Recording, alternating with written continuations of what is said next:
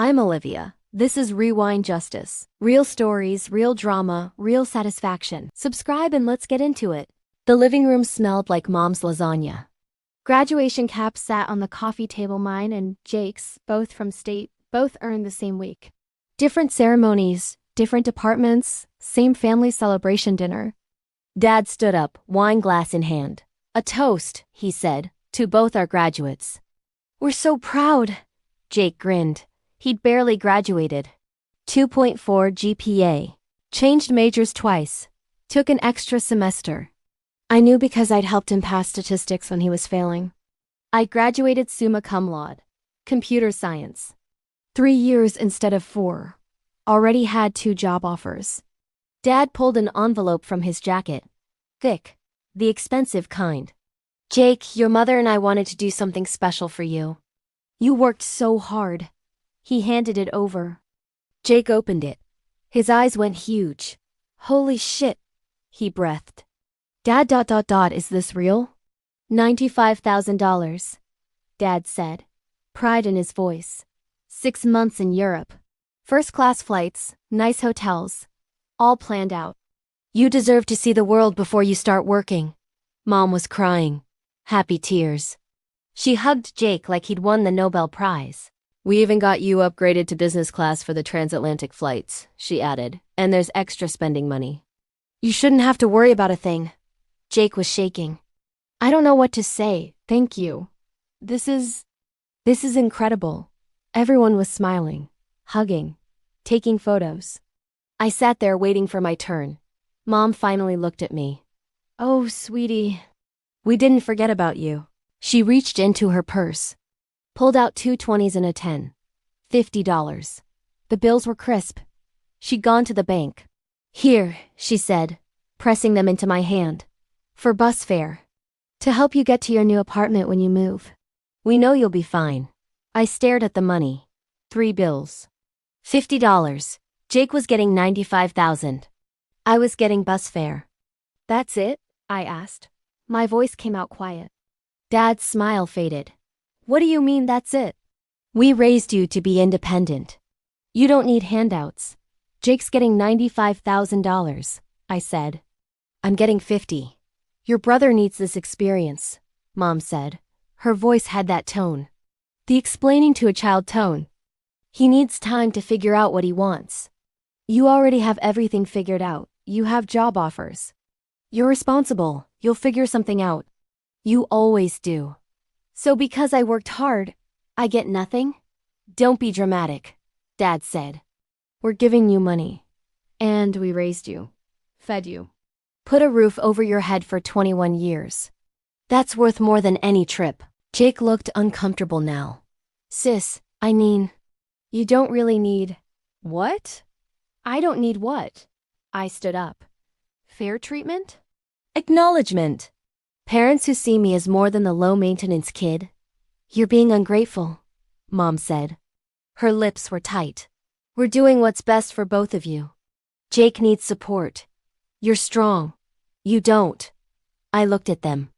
Really looked. Dad with his proud smile for Jake. Mom with her defensive posture. Jake with his envelope of dreams funded by our parents. And me with $50 for bus fare. You're right, I said. I'll figure something out. I always do. I walked upstairs, packed my things. Everything I owned fit in my car, the 12-year-old Honda I bought myself with money from my campus IT job. Every textbook, every piece of clothing, every reminder that I'd done this alone. I left the $50 on the kitchen counter. Drove away that night. Didn't say goodbye. The pattern had been there my whole childhood. I just hadn't wanted to see it. When I was 8, Jake got a new bike for his birthday. Red, expensive. 21 speeds he'd never use. When my birthday came 2 months later, I got a used one from a garage sale. You're practical, Dad had said. You don't need fancy. When Jake was 13 and struggling in school, they hired a tutor. 3 times a week, $40 an hour. When I asked for a chemistry tutor that same year, Mom said, You're smart enough to figure it out. Use the library. I did. Taught myself. Got in and nobody noticed. High school was worse. Jake played football. Mediocre linebacker. They never missed a game. Bought him new cleats every season. Team photos all over the house. I competed in coding competitions. Won 3 state championships. They came to one event. Left at halftime because Jake had a party. My trophies went in my room. His went in the living room. College was when I started keeping track. Had to. I was paying for mine. They paid Jake's tuition in full. State school. All 4 years plus the extra semester. Dorm. Meal plan. Textbooks. Spending money. He'd call every week asking for more. They always sent it. He's struggling with the transition, Mom explained when I asked why they could afford his school but not mine. He needs stability. You're different. You thrive under pressure. I got scholarships. Covered 60%. The rest I paid with 3 jobs. Morning shift at a coffee shop. Afternoon help desk at the computer lab. Evening and weekend freelance web design. I slept 4 hours a night. Ate ramen. Wore the same 5 outfits on rotation. Jake posted Instagram photos from frat parties, new shoes, concert tickets, spring break trips. I posted nothing. Had no time. Had no life beyond work and study and trying to survive. They never asked how I was doing. Never asked if I needed help. When I made Dean's List 3 semesters in a row, Mom said, "That's nice, honey," and went back to planning Jake's birthday party. At every turn, their message was clear. Jake was the investment. I was the one who didn't need investing. So, when they handed him 6 figures for a European vacation and gave me bus fare, they weren't changing. They were just being honest about something they'd been showing me for 21 years. I ended up in Seattle because I'd always wanted to see it. Arrived with $4,000 in savings. Everything I had. Found a studio apartment in Ballard. $580 a month. Previous tenant had left it filthy. Stains on the carpet. Mold in the bathroom. The window overlooked a dumpster. I scrubbed it for 2 days straight. Made it livable. Started the job hunt immediately. Had interviews lined up before I'd even graduated. Took a position at a mid-sized tech company doing junior developer work. $58,000 a year. Not great for Seattle. But enough. I worked 8 to 6. Came home. Kept coding. Building. Learning. At night, I took online courses. Machine learning. Advanced algorithms. System architecture. Free ones mostly. Couldn't afford the expensive certifications yet. My life was small. Apartment. Office. Coffee shop between them. No friends yet. No time for friends. Just work and learning and work and learning. I didn't call home. Changed my number. Deleted social media. Disappeared completely. If they wanted to find me, they'd have to try. They didn't try. 3 months in, my manager Tom noticed something. I'd fixed a critical bug in 2 hours that the senior team had been struggling with for 3 days. "Where'd you learn to do that?" he asked. "Taught myself," I said. "Online courses. Practice problems. Trial and error." He pulled up a chair. "You doing anything Friday night?" I blinked. "Why?" "Tech meet. Good people. You should come." I almost said no. But something in his expression, genuine interest, not pity, made me say yes. The meet changed everything. 40 people in a WeWork space. Pizza and beer and everyone talking about problems they were solving. I sat in the back, listening. During the open questions section, someone asked about database optimization for real-time data streaming. The room went quiet. It was a hard problem. I raised my hand. "You could use a combination of Redis for caching and Kafka for the streaming pipeline," I said. "Set up partitioning by user ID for even load distribution. Use consumer groups for parallel processing. Should handle up to 10,000 requests per second depending on your infrastructure." Everyone turned to look at me. "That ... actually works," someone said. A woman, maybe 40. "I tried something similar last month. Cut our load times by 70%. After the meet, 6 people asked for my contact information. One of them was Sarah Chen, 46, former Amazon senior engineer. Recently started her own consulting firm. "You looking for freelance work?" she asked. "Always," I said. I've got a client who needs exactly what you just described. 2-month contract. Pays 20,000. You interested? I tried not to look desperate. Yes. Good. Start Monday. That contract led to another. Then another. Sarah started sending me her overflow work. Clients she didn't have time for. Problems that needed someone who could think, not just code. By month 8, I was making more freelancing than at my day job. Quit the company. Went full-time contract work. Sarah became my mentor. Taught me how to talk to clients. How to scope projects. How to charge what I was worth instead of what I thought they'd pay. You're good at this, she said one day. We were having coffee at her favorite spot in Capitol Hill. Like, really good, you should be thinking bigger. Bigger how? Your own thing. Consulting firm. You and a team. I'll send you clients. You'll build something real. I thought about it. Scared me. But everything scared me then. Okay, I said. By month 14, I'd hired 2 other developers. Set up an LLC. Rented a small office in Pioneer Square. Called it Novamind Solutions. We specialized in real-time data systems for mid-sized companies that couldn't afford Amazon consultants but needed Amazon-level solutions. Our first client paid $40,000 for 3 months of work. Our second paid $70,000. By month 18, we had 12 employees and a waiting list. I stopped counting my hours. Stopped thinking about my family. Stopped comparing my life to Jake's European Instagram posts that I didn't see because I deleted everything. Started thinking about what I wanted, what I was building, where this could go. Met Marcus at a tech conference. He was giving a talk on scaling startups. I was in the audience taking notes. Afterward, we grabbed coffee. Talked for 3 hours about architecture and growth strategies and what makes companies fail. You're doing it right, he said. Most founders your age are chasing funding and burning through cash. You're profitable. That's rare. I can't afford not to be, I said. He laughed. That's exactly why you'll succeed. We started dating 2 weeks later. He was different from anyone I'd met. Listened more than he talked. Asked about my work because he was genuinely interested, not because he wanted to fix something or take credit. He never asked about my family. I never volunteered. By 2 years, Novamind had 23 employees. Revenue hit $3.2 million. I paid myself a real salary.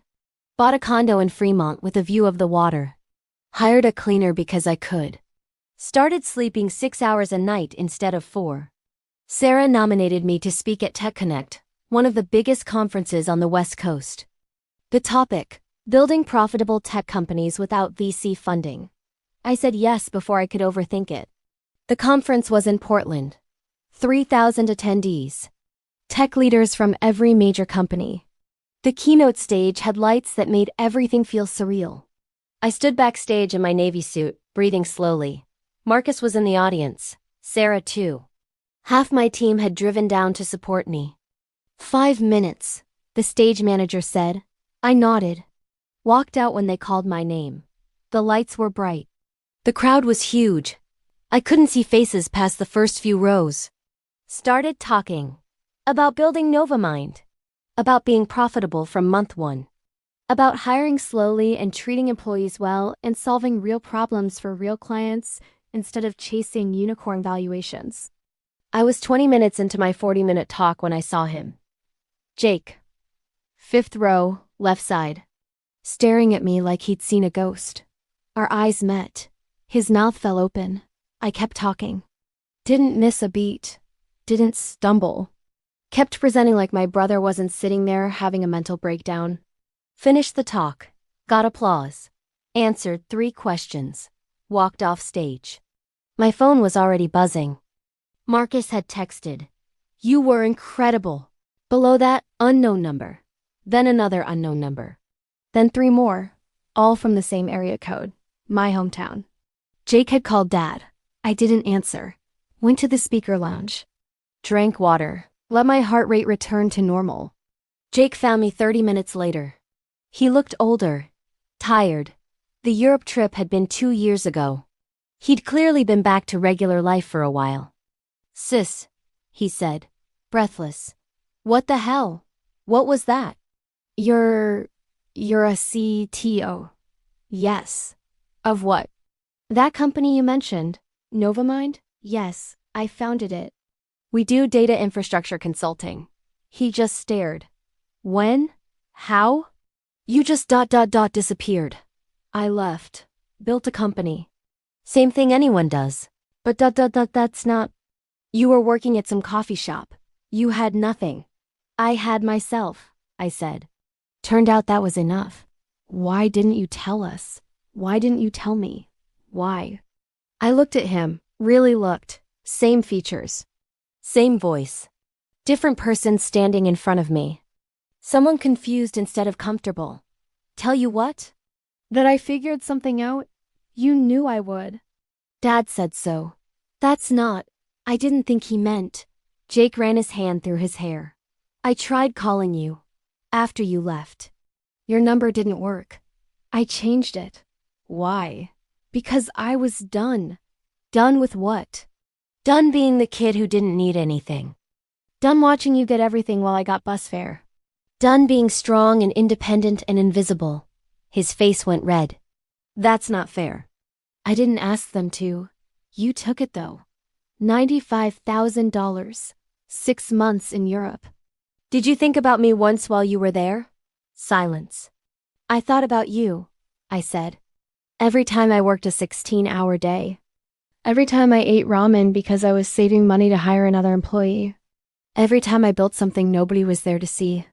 I thought about how you were in Paris, and I was in a studio apartment with mold in the bathroom, and somehow I was the lucky one because I was strong enough not to need help. I didn't know, he whispered. I didn't know it was like that. You didn't ask. My phone buzzed again. I glanced at it. 12 missed calls now. That's Dad, isn't it? Jake asked. Probably. You should call him back. Why? Because they're freaking out. Mom saw your talk online. Someone live-streamed it. They can't believe what? That I did exactly what they told me to do? I figured something out. I was strong. I was independent. I built something. That's what they wanted. They wanted you in their lives. No, I said. They wanted me available when convenient. They wanted me grateful for scraps. They wanted me to stay small enough that Jake could always be the success story. I didn't cooperate. They're proud of you. Jake tried. Now they are. Where were they 2 years ago? Where were they when it mattered? He had no answer. I picked up my bag. I need to go. There's a reception. Wait, Jake said. Please, just can we talk? Really talk? Dinner or something. Why? Because you're my sister. Because I miss you. Because I was an idiot and I'm sorry. I looked at him. Saw something that might have been genuine regret. Maybe. Hard to tell. I'll think about it, I said. I left him standing there. The calls kept coming. 37 voicemails by the end of the conference. I listened to 3. Dad's voice. We saw your talk. We had no idea you were doing so well. Why didn't you tell us? Call us back. We need to talk about this. Mom's voice. Sweetheart, please call. We're so proud of you. We always knew you'd do something special. We just didn't realize it was this big. Please don't shut us out. Jake's voice. I know I screwed up. I know they screwed up. But you're my sister. That has to count for something. Call me back. Please.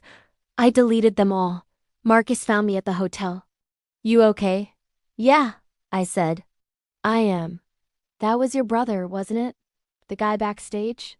Yeah. You want to talk about it? Not really. He nodded. Held me. Didn't push. That night I slept better than I had in 2 years. 3 weeks later, I got an email from Jake. Subject line. Please read. I almost deleted it. Didn't. Sis, I talked to Mom and Dad. Really talked. I told them everything you said. About the inequality. About how they treated you. About the bus fare and the $95,000 and all of it. They didn't believe me at first. Then they went through old photos and bank statements and realized it was true. Mom cried for 2 days. Dad won't talk about it. I think they're ashamed. They should be. I'm ashamed too. I took everything they gave me and never questioned if it was fair. Never thought about what you weren't getting. I was selfish. I'm sorry. I know that doesn't fix anything. I know you don't owe me forgiveness. But I wanted you to know, you were right, about all of it. Jake, I read it 3 times. Felt nothing. Then felt sad that I felt nothing. Closed the email. Went back to work. 6 months later, Novamind got acquired. A Fortune 500 company wanted our tech and our team. Offered $8.7 million. I negotiated to $9.4. Made sure every employee got a piece. My cut was $5.3 million. I took the CTO position at the acquiring company, kept my team, moved to a bigger office, bought a house with a view of the mountains, framed my first Novamind business card and hung it on my wall. Next to it, a photo of that moldy studio apartment in Ballard, reminder of where I started, what I built, who I did it for. Me, just me. I think about that dinner sometimes. The lasagna smell. Jake's envelope. My $50. The moment I realized I was worth nothing to them, they were wrong. I was worth everything, just not to them. And that's okay now. It wasn't for a long time, but it is now. I built something beautiful from nothing. Built it alone. Built it because I had no choice, and then kept building because I had every choice. My family wanted me to figure something out. I did. I figured out I didn't need them. If you've ever been the child who was told to be strong while watching someone else get everything, who was praised for independence when what you needed was support, who built success from nothing and were expected to share it with people who gave you nothing, you're not alone. You don't owe them your success. You don't owe them your peace. You earned both. Share your story. Subscribe for more. You're worth more than they made you believe.